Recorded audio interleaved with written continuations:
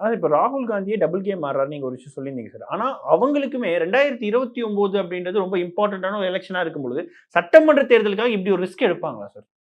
எனக்கு என்னவோ ராகுல் திமுக எதிரான மனநிலையில் இருப்பதாக நான் உணர்கிறேன். தனிப்பட்ட முறையில் ஒரு பத்திரிகையாளராக.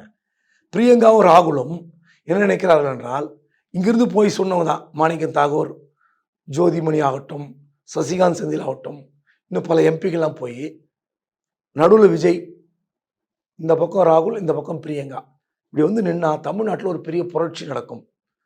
கேரளாவில் ஆட்சி பிடிக்கலாம், பாண்டிச்சேரியில் காங்கிரஸ் கவர்மெண்ட் திரும்ப வரலாம், தமிழ்நாட்டில் ஒரு புரட்சி நடக்குங்கிறாங்க.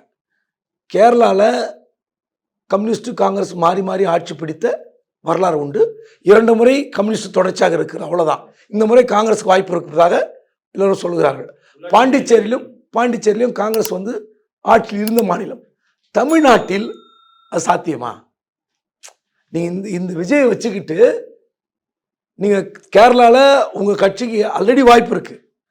பாண்டிச்சேரியில் இருக்கு நீங்கள் ஆண்ட கட்சி, எதிர்கட்சி மாறி மாறி இருந்திருக்கீங்க. தமிழ்நாட்டில் இவர் வச்சுக்கிட்டு ஆட்சி பிடிக்கலான்னு ஒரு நினைக்கிறது சரியா இருக்குமான்னு எனக்கு தெரியல.